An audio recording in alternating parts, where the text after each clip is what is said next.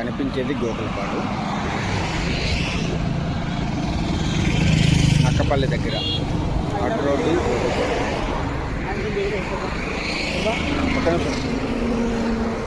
ఇదండి కనిపించే పోల్ దగ్గర నుంచి రోడ్డు ఫేసింగ్ అలాగా.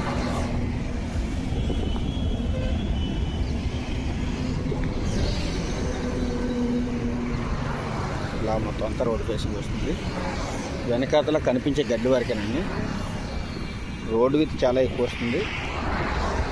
ఇది మొత్తం అంతా హైవే అనుకోండి.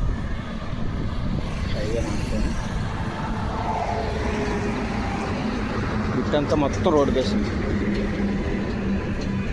టోటల్గా 22 సెంట్లు.